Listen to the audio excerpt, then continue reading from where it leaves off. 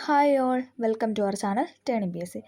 അപ്പം നമ്മളിന്ന് പഠിക്കാനായിട്ട് പോകുന്നത് 10ാം ക്ലാസ്സിലെ ബയോളജിയുമായി ബന്ധപ്പെട്ട ഒരു SCRT ചാപ്റ്ററാണ്. അറിയാനും പ്രതികരിക്കാനും ഇമ്പോർട്ടൻ്റ് ആയൊരു ചാപ്റ്ററാണ്. എല്ലാ എക്സാമിനും ഇതിൽ നിന്ന് ഒരു ക്വസ്റ്റ്യൻ ഉറപ്പായിട്ടും വരുന്നതാണ്. ഓക്കെ, അതുകൊണ്ട് സ്കിപ്പ് ചെയ്യാതെ പഠിക്കാനായിട്ട് ശ്രമിക്കുക. മാത്രമല്ല നമ്മൾ എല്ലാ സബ്ജക്റ്റും പ്ലേലിസ്റ്റായിട്ട് ആഡ് ചെയ്തിട്ടിട്ടുണ്ട്. അപ്പോൾ അതും കൂടി ഒന്ന് കണ്ടു നോക്കാനായിട്ട് ശ്രമിക്കുക. ഇഷ്ടമായാലൊന്ന് ലൈക്ക് ചെയ്ത് സപ്പോർട്ട് ചെയ്യുകയും കൂടെ ചെയ്യുക. അപ്പോൾ നമുക്ക് സ്റ്റാർട്ട് ചെയ്യാം. ചാപ്റ്ററിൻ്റെ പേരാണ് അറിയാനും പ്രതികരിക്കാനും. ഇവിടെ ആദ്യം തന്നെ ഒരു പിക്ചർ നൽകിയിട്ടുണ്ട്. ഒരു കുട്ടി അവിടെ വെള്ളം കുടിക്കുന്നു, പിന്നെ മറ്റൊരു കുട്ടി മരത്തിൻ്റെ താഴെ ഇരുന്നല്ലേ അവിടെ ഇരുന്ന് മാങ്ങ കഴിക്കുന്നു, പിന്നെ ഒരു കുട്ടി ഒച്ചിനെ ഇങ്ങനെ തൊട്ട് നോക്കുന്നു. അങ്ങനെയൊക്കെയുള്ള പല ഒരു പിക്ചറാണ് അവിടെ നൽകിയിരിക്കുന്നത്.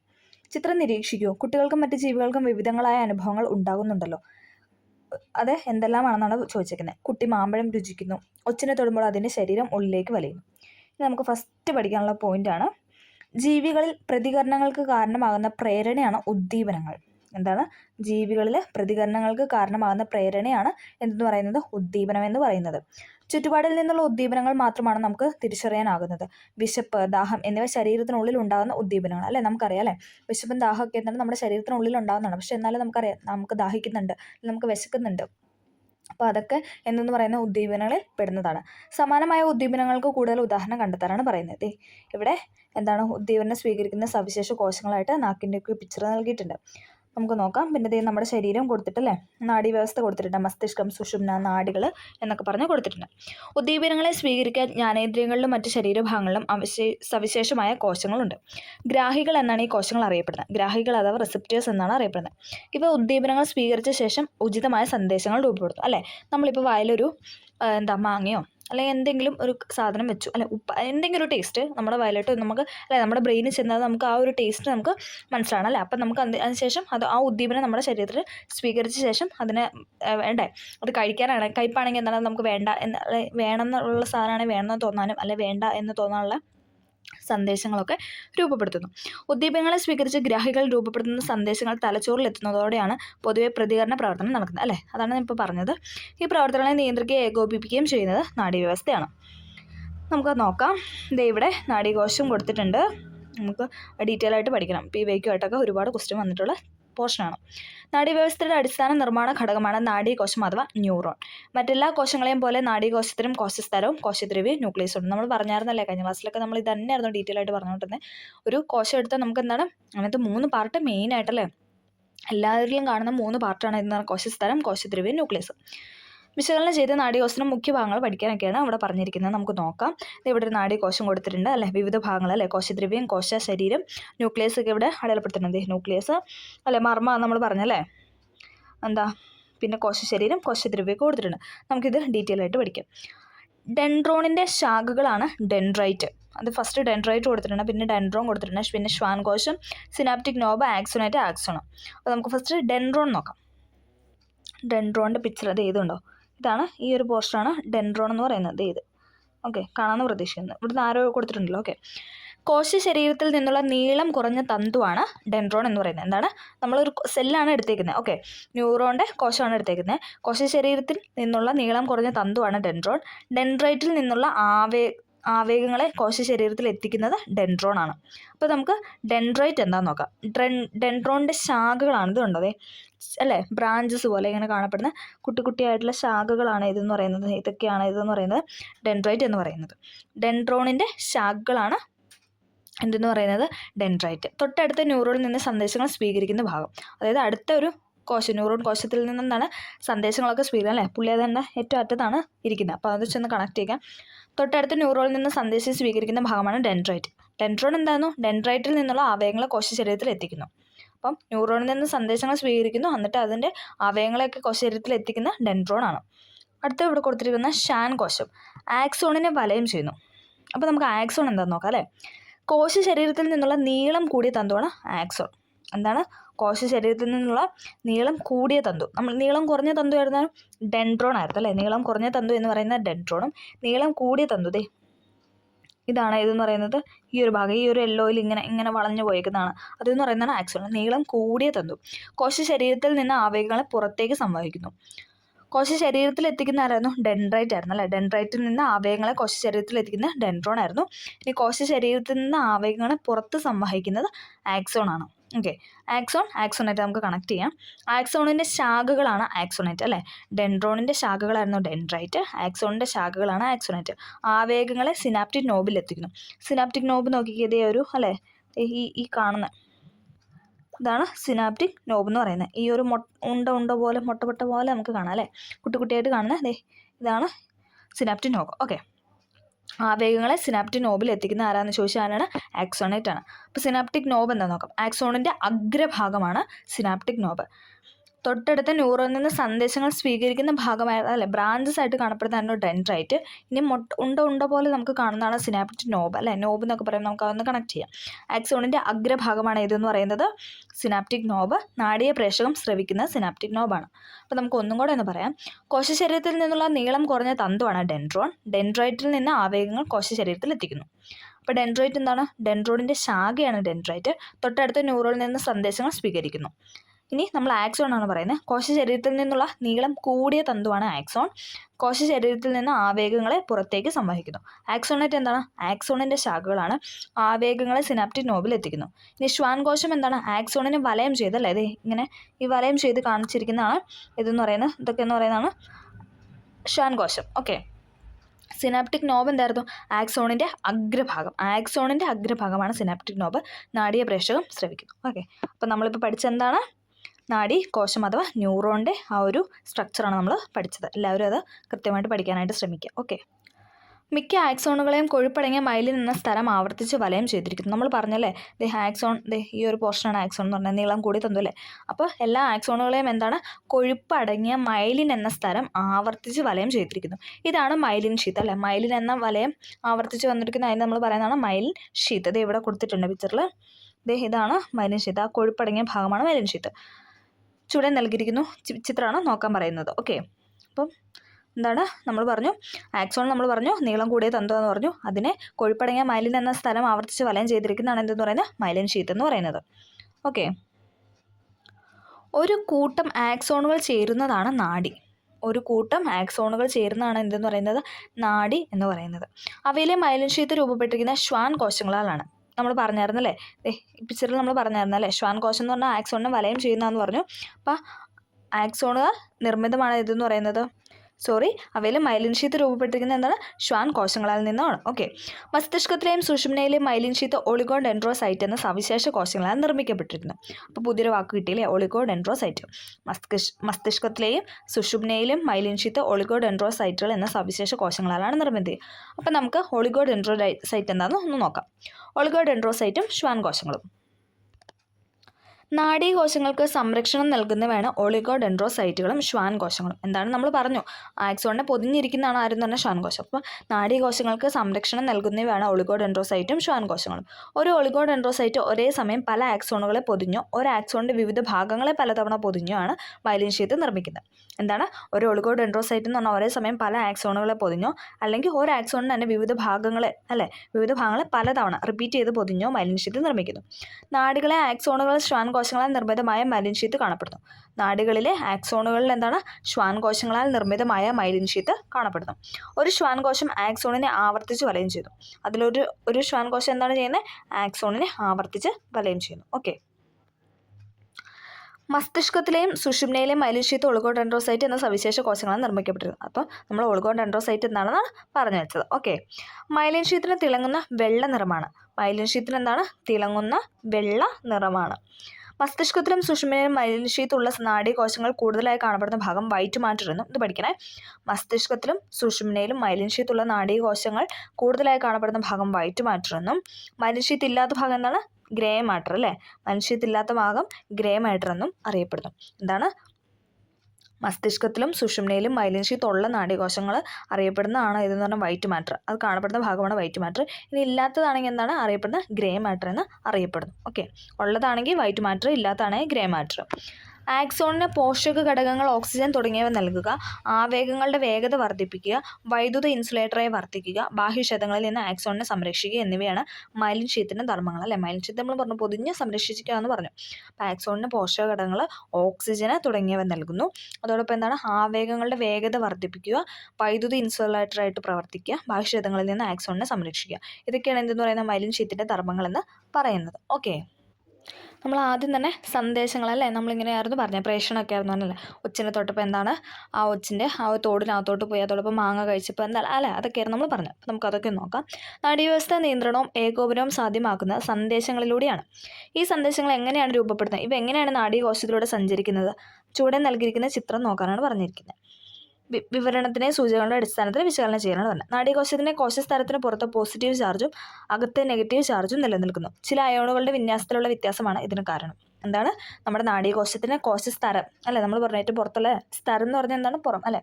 കോശസ്തരത്തിന് പുറത്ത് എന്താണ്, പോസിറ്റീവ് ചാർജാണ്, അകത്തെന്താണ്, നെഗറ്റീവ് ചാർജ്. ചില അയോണുകളുടെ വിന്യാസത്തിൻ്റെ വ്യത്യാസമാണ് ഇതിന് കാരണം. ഉദ്ദീപിക്കപ്പെടുമ്പോൾ ആ ഭാഗത്ത് അയോണുകളുടെ വിന്യാസത്തിൽ വ്യത്യാസം ഉണ്ടാകുന്നതിൽ കോശസ്തരത്തിനകത്ത് പോസിറ്റീവ് ചാർജും പുറത്ത് നെഗറ്റീവ് ചാർജുമായി മാറുന്നു. അപ്പോൾ നമ്മൾ എന്താണ് പറഞ്ഞത്, നാഡീകോശത്തിൻ്റെ കോശസ്തരത്തിന് പുറത്ത് പോസിറ്റീവും ദെൻ അകത്ത് നെഗറ്റീവ് ആണെന്ന് പറഞ്ഞു. ഇനി എന്താണ്, ഉദ്ദീപിക്കപ്പെടുമ്പോൾ അല്ലേ, ഒരു ഉദ്ദീപനം നടന്നു കഴിയുമ്പോൾ ആ ഭാഗത്ത് എന്താ, നേരെ ഓപ്പോസിറ്റ് വരുന്നു. അയോണുകളുടെ വിന്യാസത്തിൽ വ്യത്യാസം ഉണ്ടാകുന്നതാണ് കോശത്തിനകത്ത് പോസിറ്റീവ് ചാർജും പുറത്ത് നെഗറ്റീവ് ചാർജുമായിട്ട് മാറുന്നു. നൈമിഷികമായി ഉണ്ടാകുന്ന ചാർജ് വ്യതിയാനം തൊട്ടടുത്ത ഭാഗത്തെ ഉത്തേജിപ്പിച്ച് സമാന രീതിയിലുള്ള ചാർജ് വ്യതിയാനം ഉണ്ടാക്കുന്നു. ഈ പ്രക്രിയ തുടരുക വഴി വൈദ്യുത പ്രവാഹമായി സന്ദേശങ്ങൾ പ്രവഹിക്കുന്നു. നാഡീകോശത്തിലൂടെ പ്രേഷണം ചെയ്യപ്പെട്ട സന്ദേശങ്ങളാണ് നാഡീയ ആവേഗങ്ങൾ. അതിൻ്റെ സൂചകങ്ങളൊക്കെയാണ് പ്ലാസ്മ സ്തരത്തിന് ഇരുവശത്തുമുള്ള ചാർജ്, ഉദ്ദീപിക്കപ്പെടുമ്പോൾ ചാർജ് ഉണ്ടാകുന്ന മാറ്റം, നാഡീയ ആവേഗങ്ങളുടെ പ്രശ്നം. അതാണ് ആ ഒരു നമ്മളിപ്പോൾ പറഞ്ഞ പോയിന്റ്സ് ഇങ്ങനെ എടുത്ത് പറഞ്ഞിരുന്നത്. ഇനി നമ്മൾ സിനാപ്സ് എന്താണെന്നാണ് നോക്കാൻ പോകുന്നത്. ഇതെല്ലാം SCERT തന്നുകൊണ്ട് ഓരോ പോയിന്റും നമ്മൾ പഠിക്കണം. ഓക്കെ, ഇന്നങ്ങനെ PYQ ആയിട്ട് ചോദിച്ചിട്ടുള്ള പോയിന്റ്സ് എല്ലാം നാം റിപ്പീറ്റ് ചെയ്ത് പറയാം. അപ്പം ഇതെല്ലാം പഠിക്കണം. നമുക്ക് ആ ഒരു പോർഷൻ ഇത് എന്താണ്, അതിൻ്റെ ധർമ്മമൊക്കെ പഠിച്ചാലാണല്ലോ നമുക്ക് കുറച്ചും കൂടെ ക്ലിയർ ആകത്തുള്ളൂ. അപ്പോൾ നമ്മളങ്ങനെ ഒന്ന് നോക്കാം. അടുത്താണ് സിനാപ്സ്. ഗ്രാഹി കോശങ്ങളിൽ രൂപപ്പെടുന്ന സന്ദേശങ്ങൾ മസ്തിഷ്കത്തിലെത്തുകയും മസ്തിഷ്കം അതിനെ വിശകലനം ചെയ്ത് ഉചിതമായ പ്രതികരണത്തിന് നിർദ്ദേശം നൽകുകയും ചെയ്തു. ഇപ്പോൾ ഒരു ഉദാഹരണം പറഞ്ഞാൽ, നമ്മുടെ കൈ ഒന്ന് പൊള്ളി അല്ലെങ്കിൽ ചൂട് വന്നു. അപ്പോൾ നമ്മൾ പെട്ടെന്ന് എന്താ, ആ ഒരു ഇപ്പോൾ അടുപ്പിൻ്റെ അവിടെ നമ്മൾ പോയി അറിയാതെ കൈ പൊള്ളാൻ പോയപ്പോൾ പെട്ടെന്ന് നമ്മളത് വലിക്കും അല്ലേ. അപ്പോൾ എന്താണ് അത്, നമ്മുടെ ആ സന്ദേശം നമ്മുടെ കൈ ചൂടായി അല്ലെങ്കിൽ നമുക്ക് പൊള്ളൽ വന്നു എന്നുള്ളൊരിത് നമ്മുടെ മസ്തിഷ്കത്ത് വന്ന് പെട്ടെന്ന് കൈ വലിക്കാനുള്ളൊരു സാധനം നമ്മളോട്ട് വന്ന് നമ്മൾ കൈ വലിച്ചു അല്ലേ. ഇത് സാധ്യമാകണമെങ്കിൽ ഒരു നാഡീകോശത്തിൽ രൂപപ്പെടുന്ന സന്ദേശങ്ങൾ മറ്റ് നാഡീകോശങ്ങളിലേക്കും ബന്ധപ്പെട്ട മറ്റു കോശങ്ങളിലേക്കും കൈമാറ്റം ചെയ്യപ്പെടേണ്ടതായിട്ട് ഉണ്ട്. ഇത് നോക്കി, ഇവിടെ കൊടുത്തിട്ടുണ്ട് സിനാപ്സ്. രണ്ട് നാഡീകോശങ്ങൾ തമ്മിലോ നാഡീകോശവും പേശീകോശവുമായോ നാഡീകോശവും ഗ്രന്ഥികോശവുമായി ബന്ധപ്പെടുന്ന ഭാഗമാണ് സിനാപ്സ്. എന്താണ്, രണ്ട് നാഡീകോശം തമ്മിൽ, അല്ലെങ്കിൽ ഒരു നാഡീകോശം ഒരു പേശീകോശം, അല്ലെങ്കിൽ ഒരു നാഡീകോശം ഒരു ഗ്രന്ഥികോശവുമായിട്ട് ബന്ധപ്പെടുന്ന ഭാഗമാണ് സിനാപ്സ്. ആക്സോണിൽ നിന്ന് വൈദ്യുത ആവേഗങ്ങൾ സിനാപ്സ് നോബിൽ എത്തുമ്പോൾ ചില രാസവസ്തുക്കളുടെ സിനാപ്റ്റിക് വിടവിലേക്ക് സ്രവിക്കുന്നു. ഈ രാസവസ്തുക്കളാണ് നാഡീയ പ്രേഷങ്ങൾ അഥവാ ന്യൂട്രോ ട്രാൻസ്മിറ്റേഴ്സ് എന്ന് പറയുന്നത്. ഇവ തൊട്ടടുത്ത ഡെൻഡ്രൈറ്റിനെയോ കോശത്തെയോ ഉത്തേജിപ്പിച്ച് പുതിയ വൈദ്യുത വേഗങ്ങൾ സൃഷ്ടിക്കുന്നു. അസറ്റൈൽ കോളിൻ, ഡോപ്പമിൻ എന്നിവ നാഡീയ പ്രേഷങ്ങൾക്ക് ഉദാഹരണമാണ്. ചോദിച്ചിട്ടുണ്ട്, അസറ്റൈൽ കോളിന്, ഡോപ്പമിൻ എന്നിവ എന്തൊക്കെയാണ്, നാഡീയ പ്രേഷകങ്ങൾക്ക് ഉദാഹരണങ്ങളാണ്. ആവേഗങ്ങളുടെ വേഗത, ദിശ എന്നിവ ക്രമീകരിക്കുകയാണ് സിനാപ്സുകളുടെ ധർമ്മം എന്ന് പറയുന്നത്. ആവേഗങ്ങളുടെ വേഗത, ദിശ എന്നിവ ക്രമീകരിക്കുകയാണ് സിനാപ്സുകളുടെ ധർമ്മം എന്ന് പറയുന്നത്. ഇവിടെ ഒരു നാഡീകോശം, ദെൻ പേശീകോശം, ഗ്രന്ഥികോശം നമ്മൾ പറഞ്ഞല്ലേ, ആ ഒരു ബന്ധത്തിന് ഇതാണ് കൊടുത്തിരിക്കുന്നത്, ആ ഒരു പിക്ചറാണ് കൊടുത്തിരിക്കുന്നത്. നാഡീകോശം കൊടുത്തിട്ടുണ്ട്, പേശീകോശം, പിന്നെ ഗ്രന്ഥികോശം കൊടുത്തിട്ടുണ്ട്. ഓക്കെ, ഇനി വിവിധ തരം നാഡീകോശങ്ങൾ. സന്ദേശ ദിശയ്ക്ക് അനുസരിച്ച് നാഡീകോശങ്ങളെ സംവേദ നാഡീകോശമെന്നും പ്രേരക നാഡീകോശമെന്നും തരംതിരിക്കാൻ പോകാം. അതായത് സന്ദേശ ദിശകൾക്കനുസരിച്ച് നമ്മൾ നാഡീകോശങ്ങൾ എന്താണ്, സംവേദ നാഡീകോശമെന്നും പ്രേരക നാഡീകോശമെന്നും തരംതിരിക്കാനായിട്ട് പോകുന്നു. മസ്തിഷ്കത്തിലേക്കും സുഷുമ്നയിലേക്കും സന്ദേശങ്ങളെ വഹിക്കുന്ന നാഡീകോശങ്ങളാണ് സംവേദ നാഡീകോശങ്ങൾ. എന്താണ്, മസ്തിഷ്കത്തിലേക്കും സുഷുമ്നയിലേക്കും സന്ദേശങ്ങൾ അയക്കുന്നു. അതാണ് ഏതെന്ന് പറയുന്നത്, സംവേദ നാഡീകോശം.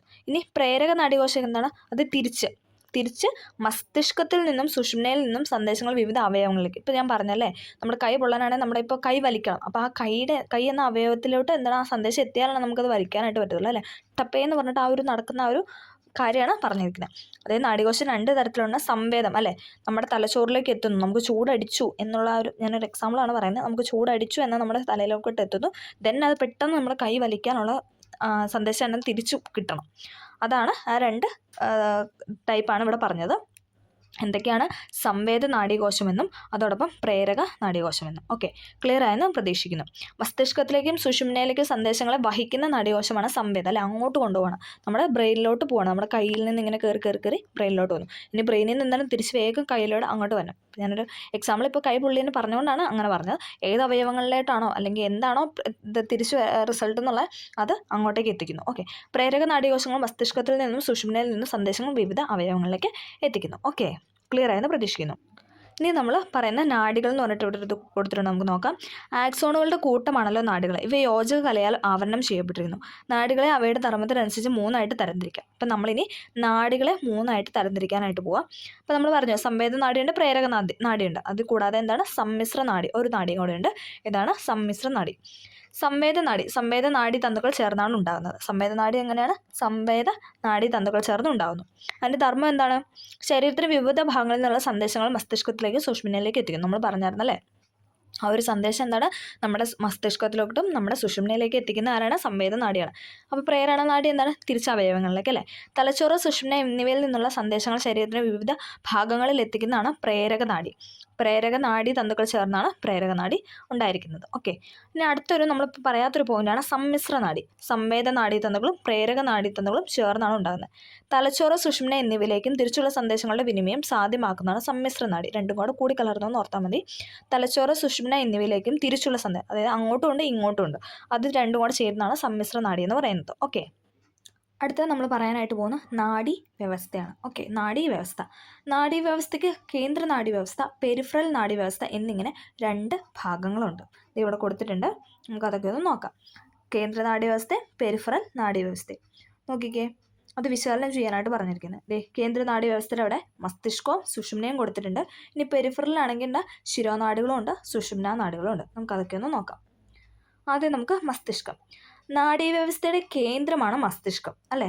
നാഡീവ്യവസ്ഥയുടെ കേന്ദ്രമാണ് എന്തെന്ന് പറയുന്നത്? നമ്മുടെ മസ്തിഷ്കം. നമ്മൾ പറഞ്ഞു മസ്തിഷ്കത്തിലോ സുഷുമ്നയിലോട്ടാണ് നമ്മുടെ ആവയവങ്ങൾ അല്ലെങ്കിൽ നമ്മുടെ സന്ദേശങ്ങൾ എത്തിക്കുന്നതെന്ന് പറഞ്ഞല്ലേ. അപ്പം നാഡീവ്യവസ്ഥയുടെ കേന്ദ്രമാണ് മസ്തിഷ്കം. മസ്തിഷ്കത്തിൻ്റെ സംരക്ഷണവും പോഷണവും എങ്ങനെയെല്ലാമാണെന്ന് നോക്കാനാണ് പറഞ്ഞിരിക്കുന്നത്. നോക്കിയേ, ചിത്രം 1 അല്ലേ. മെനിഞ്ചസ് കൊടുത്തിട്ടുണ്ട്, പിന്നെ തലയോട് മെനിഞ്ചസ് പാളുകൾ എന്നൊക്കെ പറഞ്ഞിട്ട് കൊടുത്തിട്ടുണ്ട് അല്ലേ. തലയോടിനുള്ളിലാണ് മസ്തിഷ്കം സംരക്ഷിക്കപ്പെട്ടിരിക്കുന്നത്. തലയോടിനുള്ളിലാണ് എന്തെന്ന് പറയുന്നത്? മസ്തിഷ്കം സംരക്ഷിക്കപ്പെട്ടിരിക്കുന്നത്. മസ്തിഷ്കത്തെ പൊതിഞ്ഞ് 3 സ്തരപാളികളുള്ള മെനിഞ്ചസ് എന്ന ഒരു ആവരണമുണ്ട്. ഇവിടെ പിക്ചർ കാണാം അല്ലേ. മസ്തിഷ്കത്തിൽ എന്താണ്? മസ്തിഷ്കത്തെ പൊതിഞ്ഞ് 3 സ്തരപാളികളുള്ള മെനിഞ്ചസ് നമുക്ക് കാണാനായിട്ട് സാധിക്കും. അല്ലേ, ബ്രെഡൊക്കെ പോലെ അല്ലേ. ജസ്റ്റ് പറഞ്ഞേ ഉള്ളൂ, അങ്ങനെയാണ് ഇരിക്കുന്നത് അല്ലേ. ഇത് 3 പാളിയായിട്ട് കാണാനായിട്ട് പറ്റും. ഓക്കെ, മെനിഞ്ചസിൻ്റെ ആന്ധ്രപാളികൾക്കിടയിലും മസ്തിഷ്ക അറകളിലും സെറിബ്രോ സ്പൈനൽ ദ്രവം നിറഞ്ഞിരിക്കുന്നു അല്ലേ. നമുക്കറിയാം സെറിബ്രോ എന്നൊക്കെ പറയുമ്പോൾ നമ്മുടെ തല അല്ലേ, ആ ഒരു തലയുമായി അല്ല ആ ഒരു പോർഷൻ അല്ലേ, നമ്മുടെ തലയോട്ടി അല്ലെങ്കിൽ ബ്രെയിനൊക്കെ ആയിട്ട് ബന്ധപ്പെട്ടാണ് അല്ലേ. അപ്പം മെനിഞ്ചസിൻ്റെ ആന്ധ്രപാളികൾക്കിടയിലും മസ്തിഷ്ക അറകളിലും സെറിബ്രോ സ്പൈനൽ ദ്രവം നിറഞ്ഞ് ഇരിക്കുന്നുണ്ട്. ഓക്കെ, അപ്പോൾ നമ്മൾ എന്താണ് പറഞ്ഞത്? തലയോടിനുള്ളിലാണ് മസ്തിഷ്കം സംരക്ഷിക്കപ്പെട്ടിരിക്കുന്നത്. മസ്തിഷ്കത്തെ പൊതിഞ്ഞ് 3 സ്തരപാളികളുള്ള മെനിഞ്ചസ് എന്ന ഒരു ആവരണമുണ്ട്.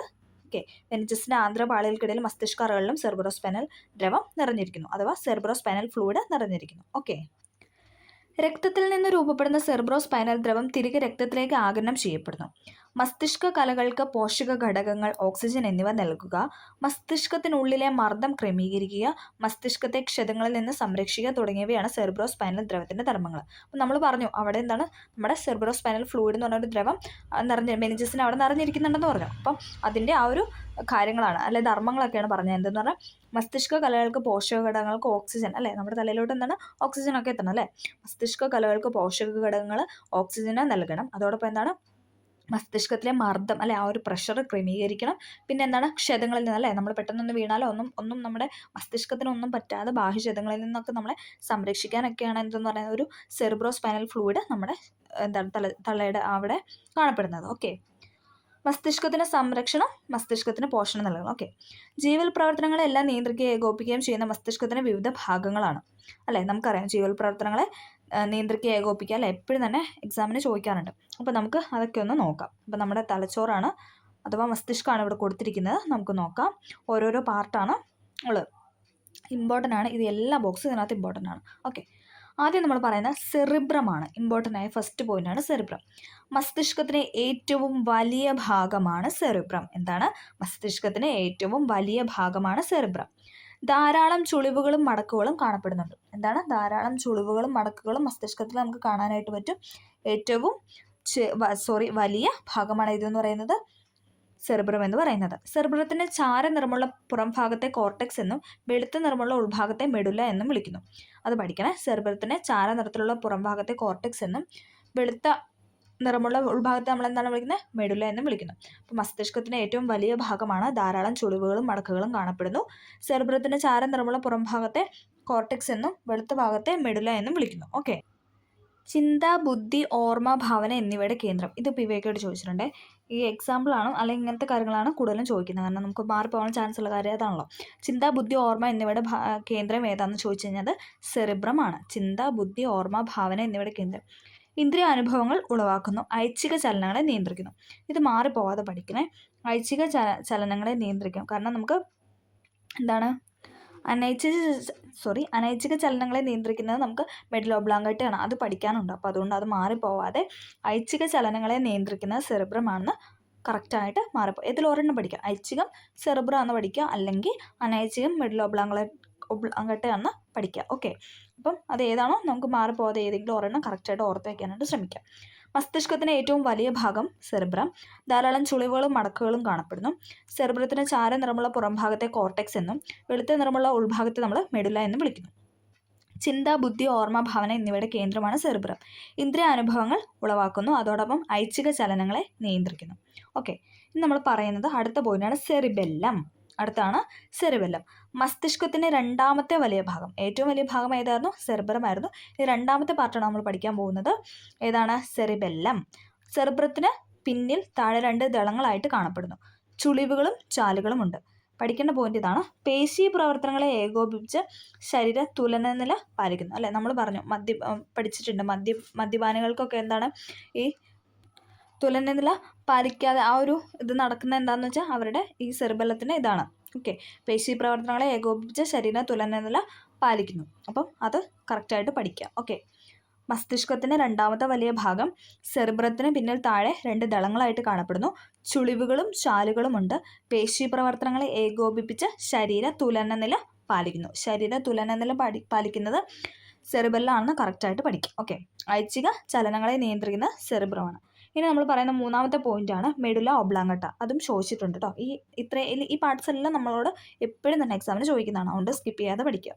മെഡുല ഒബ്ലാങ്കട്ട സെറിബ്രത്തിന് ചുവടെ സെറിബെല്ലത്തോട് ചേർന്ന് ദണ്ഡാകൃതിയിലാണ് കാണപ്പെടുന്നത്. എന്താണ്? സെറിബ്രത്തിന് താഴെ സെറിബെല്ലത്തോട് ചേർന്ന് ദണ്ഡാകൃതിയിൽ കാണുന്നു. ഹൃദയസ്പന്ദനം, ശ്വാസോച്ഛ്വാസം എന്നീ അനൈച്ഛികം. അല്ലേ? അതായത് നമ്മുടെ ഇച്ഛയ്ക്കനുസരിച്ചല്ല. അല്ലേ? നമ്മൾ ശ്വാസം എടുക്കുന്ന നമ്മൾ പറഞ്ഞിട്ട് അല്ലേ നമ്മളിങ്ങനെ നമ്മുടെ ഇച്ഛയ്ക്കനുസരിച്ചാണോ? അല്ല. അപ്പം ഹൃദയസ്പന്ദനം, ശ്വാസോച്ഛ്വാസം എന്നീ അനൈച്ഛിക പ്രവർത്തനങ്ങളെ നിയന്ത്രിക്കുന്നത് മെഡുല ഒബ്ലാങ്കട്ടയാണ്. ഓക്കെ. ഐച്ഛിക ചലനങ്ങളെ നിയന്ത്രിക്കുന്ന സെറിബ്രം. പിന്നെ പേശി പ്രവർത്തനങ്ങളെ ഏകോപിച്ച ശരീര തുലനനില പാലിക്കുന്ന സെറിബെല്ലം. ഹൃദയസ്പന്ദനം, ശ്വാസോച്ഛ്വാസം എന്നീ അനൈച്ഛിക പ്രവർത്തനങ്ങളെ നിയന്ത്രിക്കുന്ന മെഡുല ഒബ്ലാങ്കട്ട. ഓക്കെ. ആ 3 പോയിന്റ് കറക്റ്റായിട്ട് പഠിക്കും. അടുത്തത് നമ്മൾ പറയാൻ പോകുന്ന പാർട്ടാണ് തലാമസ്. ഓക്കെ. സെറിബ്രത്തിന് താഴെയായിട്ടാണ് കാണപ്പെടുന്നത്. സെറിബ്രത്തിൽ നിന്നുള്ള ആവേഗങ്ങളെ പുനഃസംഭരണ കേന്ദ്രം എന്നാണ് തലാമസ് അറിയപ്പെടുന്നത്. ശരീരത്തിന് വിവിധ ഭാഗങ്ങളിൽ നിന്നുള്ള ആവേഗങ്ങളെ പരിശോധിച്ച് പ്രാധാന്യമുള്ളവ സെറിബ്രത്തിലേക്ക് അയക്കുന്നു. അപ്പോൾ ശരീരത്തിൻ്റെ വിവിധ ഭാഗങ്ങളിൽ നിന്നുള്ള ആവേഗം അല്ലേ നമ്മൾ പറഞ്ഞായിരുന്നു. ഇപ്പം നമുക്ക് എന്തെങ്കിലും ഒരു ഉദ്ദീപനം വന്നാൽ നമ്മൾ പെട്ടെന്ന് ആ ഒരു സാധനം നമ്മുടെ തലച്ചോറിലേക്ക് എത്തണം എന്ന് പറഞ്ഞു. അപ്പം ആ ആവേഗങ്ങളെയൊക്കെ പരിശോധിച്ചിട്ട് പ്രാധാന്യം ഉള്ളതാണെങ്കിൽ എന്താണ് അത് സെറിബ്രത്തിലേക്ക് അയക്കുന്നു. ഓക്കെ. അടുത്താണ് ഹൈപ്പോ തലാമസ്. തലാമസിന് തൊട്ട് താഴെയായിട്ട് കാണപ്പെടുന്നു. ആന്തര സമസ്ഥിതി പരിപാലനത്തിന് പ്രധാന പങ്ക് വഹിക്കുന്നു. വഹിക്കുകയാണ്. ആന്തര സമസ്ഥിതി പരിപാലനത്തിന് പ്രധാന പങ്ക് വഹിക്കുന്ന തലച്ചോറിൻ്റെ ഭാഗമാണ് ഏതെന്ന് പറയുന്നത് hypo thalamus. Okay. Hypo thalamus. അപ്പോൾ ഇത്രയും പോയിന്റ്സ് ആണ് പറഞ്ഞത്. ഇമ്പോർട്ടൻ്റ് ആണ്. ഈ 5 ബോക്സ് നമ്മൾ കറക്റ്റായിട്ട് മാറിപ്പോകാതെ പഠിക്കുക. സെറിബ്രം എന്ന് ഓർക്കുമ്പോൾ ഐച്ഛിക ചലനങ്ങളെ നിയന്ത്രിക്കുന്നു. സെറിബെല്ലം ആണെങ്കിൽ പേശി പ്രവർത്തനങ്ങളെ ഏകോപിച്ച് ശരീര തുലനനില പാലിക്കുന്നു എന്ന് പഠിക്കണം. മെഡുല ഒബ്ലാങ്കട്ട ആണെങ്കിൽ അനൈച്ഛിക ചലനങ്ങൾ സാധ്യമാക്കുന്നതെന്ന് പഠിക്കണം. ഇനി എന്താണ് തലാമസ് ആണെങ്കിൽ എന്താണ് അതായത് പ്രാധാന്യമുള്ള ആവയവങ്ങളൊക്കെ നമ്മുടെ സെറിബ്രത്തിലേക്ക് അയക്കുന്നു. ഹൈപ്പോതലാമസ് ആണ് ആന്തര സംസ്ഥിതി പരിപാലനത്തിന് പ്രധാന പങ്ക് വഹിക്കുന്നത്. ഓക്കെ. ഇത്രയും കാര്യങ്ങൾ കറക്റ്റായിട്ട് പഠിക്കുക. അപ്പോൾ നമ്മൾ തലച്ചോറിൻ്റെ ഭാഗമാണല്ലോ പറഞ്ഞത്. ഇനി അടുത്താണ് സുഷുമ്ന. ഓക്കെ. മസ്തിഷ്കത്തിൻ്റെ പ്രാധാന്യം ബോധ്യമായാലേ ഇരുചക്ര വാഹനങ്ങളിൽ യാത്ര ചെയ്യുമ്പോൾ ഹെൽമെറ്റ് ധരിക്കേണ്ടത് ആവശ്യകത ചർച്ച ചെയ്യാനായിട്ട് പറഞ്ഞു അല്ലേ. നമ്മളോട് എപ്പോഴും പറയാം അല്ലേ, എന്താണ്, ഹെൽമെറ്റ് ധരിച്ച് മാത്രമാണ് ഇരുചക്ര വാഹനത്തിൽ യാത്ര ചെയ്യുള്ളൂ എന്ന് പറയാം അല്ലേ. നമ്മുടെ മസ്തിഷ്കത്തിന് അല്ലേ, നമ്മുടെ ശരീരത്തിന് അത് സേഫ് ചെയ്യാൻ വേണ്ടിയിട്ടുള്ള ഒരു കാര്യമാണ്. ഓക്കെ, അത് ജസ്റ്റ് ഇവിടെ ഇങ്ങനെ പറഞ്ഞു എന്ന് മാത്രമേ ഉള്ളൂ. നമുക്ക് നോക്കാം. മെഡുല്ല ഒബ്ലാങ്കറ്റയുടെ തുടർച്ചയായ ഭാഗമാണ് സുഷുമ്ന. സുഷുമ്ന നട്ടെല്ലിനുള്ളിൽ സംരക്ഷിക്കപ്പെട്ടിരിക്കുന്നു. എവിടെയാണ്? സുഷുമ്ന നട്ടെല്ലിനുള്ളിലാണ് സംരക്ഷിക്കപ്പെട്ടിരിക്കുന്നത്. മസ്തിഷ്കത്തെ പോലെ സുഷുമ്നയെ മെനിഞ്ചസ് കൊണ്ട് ആവരണം ചെയ്തിരിക്കുന്നു. അപ്പോൾ നമ്മൾ പറഞ്ഞു മസ്തിഷ്കം മെനിഞ്ചസ് കൊണ്ട് അല്ലെ 3 സ്തരപാളിയുള്ള മെനിഞ്ചസ് കൊണ്ട് ആവരണം ചെയ്തിട്ടുണ്ട്. അവിടെ ഒരു ഫ്ലൂയിഡ് ഉണ്ട്, സെറിബ്രോ സ്പൈനൽ ഫ്ലൂയിഡ് ഉണ്ടെന്നൊക്കെ നമ്മൾ പറഞ്ഞു. സുഷുമ്നയുടെ ഉള്ളിലെ സെൻട്രൽ കനാൽ എന്ന ചാലിലും സെറിബ്രോ സ്പൈനൽ ദ്രവമുണ്ട്. അപ്പോൾ അവിടെ എന്താണ്, അവിടെ ഒരു ഫ്ലൂയിഡ് ഉണ്ട് അല്ലേ, നമ്മളെ സംരക്ഷിക്കാനായിട്ട്. സുഷുമ്നയുടെ ബാഹ്യഭാഗത്ത് വൈറ്റ് മാറ്ററും ആന്തരഭാഗത്ത് ഗ്രേ മാറ്ററും കാണപ്പെടുന്നു. ദേ നമ്മുടെ സുഷുമ്നയുടെ ഛേദമാണ്, ഒരു പാർട്ടായിട്ടാണ് കൊടുത്തിരിക്കുന്നത്. Okay, dorsal root, ventral root, central canal, grey matter, white matter എന്നൊക്കെ പറഞ്ഞ ഓരോ പാർട്ടൊക്കെ ഇവിടെ അടയാളപ്പെടുത്തിയിട്ടുണ്ട്. നട്ടെല്ലിനുള്ളിലെ സുഷുമ്ന നമുക്ക് നോക്കാം. നവജാത ശിശുവിൻ്റെ സുഷുമ്ന നട്ടെല്ലിന് താഴെ അഗ്രം വരെ നീണ്ടു കിടക്കുന്നു. എന്നാൽ മുതിർന്നവരുടെ നട്ടെല്ലിന് മധ്യഭാഗം വരെ മാത്രമേ ഉള്ളൂ. കാരണം നട്ടെല്ല് വളരുന്നതിനനുസൃതമായി സുഷുമ്ന വളരുന്നില്ല. ഓക്കെ, അങ്ങനെ ഒരു പോയിന്റ് ഇവിടെ കൊടുത്തിട്ടുണ്ട്. സുഷുമ്നയിൽ നിന്നും 31 ജോഡി സുഷുമ്ന നാഡികൾ പുറപ്പെടുന്നുണ്ട്. ദേ നോക്കിയതുണ്ടോ, കുറേ നാഡികൾ അല്ലേ, വര പോലെ കാണപ്പെടുന്നത്. ഓരോ സുഷുമ്ന നാഡിയും ഡോർസൽ റൂട്ട്, വെൻട്രൽ റൂട്ട് എന്നിവ ചേർന്നാണ് ഉണ്ടാകുന്നത്. സംവേദ ആവേഗങ്ങൾ ഡോർസൽ റൂട്ടിലൂടെ സുഷുമ്നയിലേക്കും നമ്മൾ പറഞ്ഞായിരുന്നു സംവേഗ ആവേഗങ്ങൾ അല്ലേ, നമ്മുടെ ആ ഒരു തലച്ചോറിലോട്ട് എത്തും എന്ന് പറഞ്ഞാൽ അത് ഡോർസൽ റൂട്ടിലൂടെയാണ്. അതായത് റൂട്ട് നമ്മളൊക്കെ പറയാറില്ലേ, ഇപ്പം ആ റൂട്ട് വഴി പോയാൽ മതി, അല്ലെങ്കിൽ ഇന്ന റൂട്ട് എന്നൊക്കെ നമ്മൾ പറയൂലേ. അപ്പോൾ അത് ജസ്റ്റ് കണക്ട് ചെയ്യാൻ പറഞ്ഞതേ ഉള്ളൂ. സംവേദ ആവേഗങ്ങൾ ഡോർസൽ റൂട്ടിലൂടെ സുഷുമ്നയിലേക്കും പ്രേരക ആവേഗങ്ങൾ എന്താണ്, വെൻട്രൽ തിരിച്ച് വെൻട്രൽ റൂട്ടിലൂടെ പുറത്തേക്കും പ്രവഹിക്കുന്നു. ഓക്കെ, അപ്പോൾ ഡോറ് തുറന്ന് റൂട്ടിൽ കൂടെ പോയി എന്ന് ഓർത്താൽ മതി. ജസ്റ്റ് ഞാൻ കണക്ട് ചെയ്ത് വെച്ചിരിക്കുന്ന ഒരു കോഡ് മാത്രമാണ് ജസ്റ്റ് പറഞ്ഞു എന്നേ ഉള്ളൂ. സംവേദ ആവയങ്ങൾ എന്താണ്, ഡോറ് തുറന്ന് റൂട്ടിൽ കൂടെ പോയി. അപ്പോൾ ഡോർസൽ റൂട്ടിലൂടെ സുഷുമ്നയിലേക്കാണെന്ന് നമുക്കറിയാം അല്ലേ, അല്ലെങ്കിൽ നമ്മൾ മസ്തിഷ്കം പറഞ്ഞപ്പോൾ മസ്തിഷ്കത്തിലേക്ക്. ഇപ്പോൾ സുഷുമ്നയുടെ കാര്യം പറയുമ്പോൾ എന്താണ്, സുഷുമ്നയിലോട്ട് പോകുന്നു. എന്നിട്ട് എന്താണ്, വെൻട്രൽ റൂട്ടിലൂടെ പുറത്തേക്കും വരുന്നു. ശരീരത്തിൻ്റെ വിവിധ ഭാഗങ്ങളിൽ നിന്നുള്ള ആവയങ്ങളെ മസ്തിഷ്കത്തിലേക്കും തിരിച്ചും പ്രേഷണം ചെയ്യുന്നതും നടത്തം, ഓട്ടം എന്നീ പ്രവർത്തനങ്ങളെ ആവർത്തന ചലനം ഏകോപിപ്പിക്കുന്നതും സുഷുമ്നയാണ് അല്ലേ. നമ്മൾ നടക്കുന്നത് അല്ലെങ്കിൽ നമ്മൾ ഓടുന്നതൊക്കെ എന്താണ്, ഇതിന് എക്സാമ്പിളാണ്. ഓക്കെ, നമ്മുടെ ഇച്ഛാനുസരണമല്ലാതെ ഉദ്ദീപനങ്ങൾക്കനുസരിച്ച് ആകസ്മികമായി നടക്കുന്ന പ്രതികരണങ്ങളാണ് റിഫ്ലക്സ് പ്രവർത്തനങ്ങൾ അല്ലേ. നമ്മൾ പെട്ടെന്നൊരു പാമ്പിനെ കണ്ടു അല്ലേ, നമുക്ക് പെട്ടെന്ന് അവിടെ സ്റ്റോപ്പ് ആവാനുള്ളൊരു പെട്ടെന്നൊരു റിഫ്ലക്സ് ആക്ഷൻ നമ്മുടെ ശരീരത്തിലുണ്ട് അല്ലേ. അവിടെ പെട്ടെന്നൊരു സമയം അല്ലെങ്കിൽ ഒരുപാട് സമയം കാര്യങ്ങളൊന്നും എടുത്തില്ല, പെട്ടെന്ന് നമുക്ക് ഒരു റിഫ്ലക്സ് അല്ലേ, നമുക്ക് പെട്ടെന്ന് അത് റിയാക്ട് ചെയ്യണം എന്നുള്ളൊരു തോന്നും. നമ്മുടെ ശരീരത്തിൽ എപ്രകാരമാണ് റിഫ്ലക്സ് പ്രവർത്തനം നടക്കുന്നത് നമുക്കൊന്ന് നോക്കാം. ഇവിടെ കൊടുത്തിട്ടുണ്ട്. റിഫ്ലക്സ് പ്രവർത്തനത്തിലെ ആവേഗങ്ങളുടെ സഞ്ചാരപാതയാണ് കൊടുത്തിരിക്കുന്നത്. നമുക്ക് നോക്കാം. ഇന്റർ ന്യൂറോൺ സംവേദ നാഡിയെയും പ്രേരക നാഡിയെയും ബന്ധിപ്പിക്കുന്ന നാഡീകോശമാണ് ഇന്റർ ന്യൂറോൺ എന്ന് പറയുന്നത്. സംവേദ ആവേഗങ്ങൾക്കനുസൃതമായി വേഗത്തിലുള്ള പ്രതികരണ നിർദ്ദേശങ്ങൾ രൂപപ്പെടുത്തുന്നത് ഇന്റർ ന്യൂറോൺ ആണ്. എന്താണ്, ഇന്റർ ന്യൂറോൺ ആണ് നമ്മൾ പറഞ്ഞത്. സംവേദ നാഡിയെയും പ്രേരക നാഡിയെയും ബന്ധിപ്പിക്കുന്ന നാഡീകോശമാണ് ഇന്റർ ന്യൂറോൺ. സംവേദ ആവേഗങ്ങൾക്കനുസൃതമായി വേഗത്തിലുള്ള പ്രതികരണ നിർദ്ദേശങ്ങൾ രൂപപ്പെടുത്തുന്നു. പ്രേരക നാഡി എന്താണ്, സുഷുമ്നയിൽ നിന്നുള്ള നിർദ്ദേശം ബന്ധപ്പെട്ട പേശികളിലേക്ക് കൊണ്ടുപോകുന്നതാണ് പ്രേരക നാഡി. നമ്മൾ പറഞ്ഞായിരുന്നു അല്ലേ, സുഷുമ്നയിൽ നിന്നുള്ള നിർദ്ദേശം അല്ലേ, സുഷുമ്നയിൽ എത്ര തിരിച്ച് വരുന്നത് അല്ലേ, അത് ബന്ധപ്പെട്ട പേശികളുടെ പ്രവർത്തനത്താൽ കൈ വലിക്കുന്നു. ഇവിടെ ദേ ഒരു എക്സാമ്പിൾ കൊടുത്തിട്ടുണ്ട്. അതുകൊണ്ടോ, മെഴുകുതിരി വെട്ടമല്ല തീയ. അപ്പോൾ അവിടുന്ന് നമ്മുടെ കൈ ഇങ്ങനെ അറിയാതെ തൊട്ടു, അപ്പോൾ പെട്ടെന്ന് കൈ വലിക്കുന്ന ആ ഒരു റിഫ്ലക്സ് ആണ് ഇവിടെ കൊടുത്തിരിക്കുന്നത്. അപ്പം സംവേദനാടിയും പ്രേരകനാടിയും ബന്ധിപ്പിക്കുന്ന നാഡീകോശമാണ് ഇന്റർ ന്യൂറോൺ. സംവേദ ആവയങ്ങൾക്ക് അനുസൃതമായ വേഗത്തിലുള്ള പ്രതികരണ നിർദ്ദേശങ്ങൾ രൂപപ്പെടുത്തും. സുഷുമ്നയിൽ നിന്നുള്ള നിർദ്ദേശം ബന്ധപ്പെട്ട പേശികളിലേക്ക് കൊണ്ടുപോകുന്നു. പേശികളുടെ പ്രവർത്തനത്താൽ കൈ എന്താണ്, പിന്നിലേക്ക് വഹിക്കുന്നു. ഗ്രാഹിയുടെ പ്രവർത്തനം എന്താ, ആവേഗങ്ങൾ രൂപപ്പെടുത്തുന്ന ആരാന്ന് വെച്ചാൽ ഗ്രാഹിയാണ്. അതായത് നമ്മുടെ മെഴുകുതിരിയുടെ അവിടെ ആ ഒരു കൈ ഇങ്ങനെ പൊള്ളാൻ വന്നു, പൊള്ളാനുള്ള ഒരു ആവേഗങ്ങൾ പെട്ടെന്നല്ല തിരിച്ച് കൈ വലിക്കണം എന്നുള്ളൊരു ഒരു തോട്ട് നമ്മുടെ വരണം. അപ്പോൾ ആവേഗങ്ങൾ രൂപപ്പെടുത്താൻ ഗ്രാഹി വഴിയാണ്. സംവേദനാടി എന്താണ്, ആവേഗങ്ങളെ സുഷുമ്നയിലേക്ക് എത്തുന്നു. എന്നിട്ട് സംവേദനാടിയും പ്രേരകനാടിയും ഒരുമിച്ച് നമ്മൾ പറഞ്ഞായിരുന്നു. നാഡീകോശം സംവേദ ആവേഗങ്ങൾക്ക് അനുസൃതമായി വേഗത്തിലുള്ള പ്രതികരണം അല്ലെ, പെട്ടെന്ന് ആ ഒരു റിഫ്ലക്സ് വരുന്നു.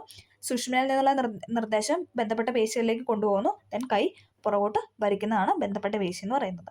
അപ്പോൾ ആ ഒരു സൈക്കിളാണ് ഇവിടെ പറഞ്ഞത്. ഓക്കെ, റിഫ്ലക്സ് പ്രവർത്തനം. ഓക്കെ, റിഫ്ലക്സ് പ്രവർത്തനത്തിലെ ആവയവങ്ങളുടെ സഞ്ചാരപാതയാണ് റിഫ്ലക്സ് ആർക്ക്. പ്രധാനമായും സുഷുമ്നയാണ് റിഫ്ലക്സ് പ്രവർത്തന കേന്ദ്രമായി വർത്തിക്കുന്നത്.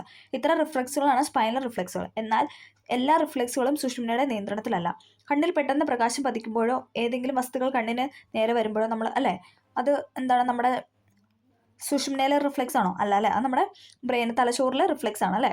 അപ്പോൾ പെട്ടെന്ന് കണ്ണിലോട്ട് എന്തെങ്കിലും നമ്മൾ പെട്ടെന്ന് കണ്ണ് ചിമ്മും അല്ലേ, കണ്ണടയ്ക്കും നമ്മൾ അല്ലേ, അതൊക്കെ എന്നൊക്കെ പറയുന്നത് നമ്മുടെ തലച്ചോറുമായി ബന്ധപ്പെട്ട റിഫ്ലെക്സ് ആണ്. ഓക്കെ, അതിനാണ് നമ്മൾ സെറിബ്രൽ റിഫ്ലെക്സ് എന്ന് പറയുന്നത്. അതായത് നമ്മുടെ തലച്ചോറുമായിട്ട് അല്ലേ, സെറിബ്രത്തിൻ്റെ നിയന്ത്രണത്തിലുള്ള അതിനെയാണ് നമ്മൾ എന്താണ് സെറിബ്രൽ റിഫ്ലെക്സ് എന്ന് പറയുന്നത്. അപ്പോൾ നമുക്ക് കണ്ണടയ്ക്കാനായിട്ട് തോന്നുന്നു എന്ന് പറഞ്ഞാൽ സെറിബ്രൽ റിഫ്ലെക്സ് ആണ്. കാരണം അത് നമ്മുടെ ഇച്ഛയ്ക്ക് അനുസരിച്ച് വരുന്ന കാര്യമല്ലേ, അത് നമ്മുടെ ഐച്ഛിക പ്രവർത്തനങ്ങൾ വരുന്നതാണ്. അപ്പോൾ അത് നമുക്ക് സെറിബ്രമായിട്ട് കണക്ട് ചെയ്യാം. അങ്ങനെ അത് സെറിബ്രൽ റിഫ്ലെക്സ് എന്ന് പറയുന്നു. ഓക്കെ, മദ്യവും റിഫ്ലെക്സും. മധ്യമസ്തിഷ്കത്തിലെ ഗാമ അമിനോ ബ്യൂട്രിക് ആസിഡ് എന്ന നാഡീയ പ്രേഷകത്തിന് പ്രവർത്തനത്തെ ത്വരിതപ്പെടുത്തുന്നു. ഇത് ചോദിച്ചിട്ടുണ്ട്, ഈ സാധനത്തിൻ്റെ പേര് ചോദിച്ചിട്ടുണ്ട്. അതായത് മധ്യമസ്തിഷ്കത്തിലെ gamma amino butyric acid GABA എന്ന് എഴുതും. ഗാമ അമിനോ ബ്യൂട്രിക് ആസിഡ് എന്ന നാഡീയ പ്രേഷകത്തിൻ്റെ പ്രവർത്തനത്തെ എന്താണ് ത്വരിതപ്പെടുത്തുന്നു. മസ്തിഷ്ക പ്രവർത്തനത്തെ മന്ദീഭവിക്കുന്ന ഈ നാഡീയ പ്രേഷകത്തിന് ഉയർന്ന അളവ് റിഫ്ലക്സ് പ്രവർത്തനങ്ങൾ മന്ദീഭവിക്കുന്നത് ഉചിതമായ തീരുമാനങ്ങൾ ഉചിത സമയത്ത് കൈക്കൊള്ളുന്നതിന് തടസ്സം. നമുക്കറിയാം അല്ലേ, മദ്യപിച്ച ആൾക്കാരുടെ അടുത്ത് നമ്മൾ എന്തെങ്കിലുമൊക്കെ പറഞ്ഞു കഴിഞ്ഞാൽ അവർക്ക് ആ ഒരു കാര്യമല്ല ഗ്രഹിച്ച് അവർക്ക് പെട്ടെന്ന് ആ ഒരു റിഫ്ലക്സ് ആക്ഷൻ ചെയ്യാനുള്ളൊരു കപ്പാസിറ്റി ഇല്ല. അപ്പോൾ അതാണ് ഇവിടെ പറഞ്ഞു വെച്ചിരിക്കുന്നത്. ഇവിടെ കൊടുത്തിട്ടുണ്ട് ഡോണ്ട് ഡ്രിങ്ക് ആൻഡ് ഡ്രൈവ് അല്ലേ, മദ്യപിച്ച് വാഹനം ഓടിക്കുക എന്നുള്ളൊരു പോയിന്റും ഇവിടെ കൊടുത്തിട്ടുണ്ട്. ഇനി നമുക്ക് പഠിക്കാനുള്ള സിമ്പത്തറ്റിക് വ്യവസ്ഥയും പാരസിമ്പത്തറ്റിക് വ്യവസ്ഥയാണ്.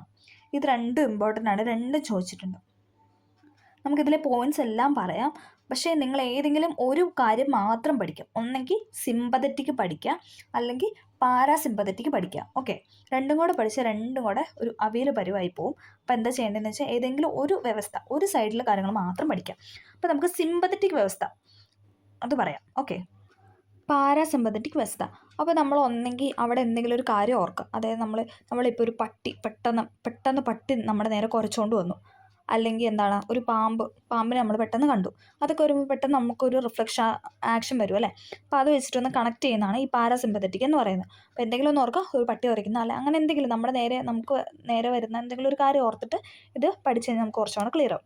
കണ്ണിലെ പ്യൂപ്പിൾ വികസിക്കുന്നു അല്ലേ, നമ്മൾ പെട്ടെന്ന് ഒരു പട്ടി വന്ന് കുറയ്ക്കുക അല്ലെങ്കിൽ അങ്ങനെ എന്തെങ്കിലുമൊക്കെ കണ്ട് നമ്മൾ കണ്ണിൽ അല്ലെ പ്യൂപ്പിൾ വലുതാവുന്നു. ഉമിനീർ ഉൽപ്പാദനം കുറയുന്നു അല്ലേ, നമ്മുടെ തൊണ്ടയൊക്കെ പെട്ടെന്ന് ഉണങ്ങുന്നു. ശ്വാസനാളം വികസിക്കുന്നു. ഹൃദയമിടിപ്പ് കൂടുന്നു അല്ലേ, നമുക്ക് ഭയങ്കര ടെൻഷനായിട്ട് നമ്മുടെ ചങ്കിങ്ങനെ അല്ലെ പടപടപടാന്ന് ഇടിക്കും അല്ലേ. ആമാശയ പ്രവർത്തനങ്ങൾ മന്ദീഭവിക്കുന്നു.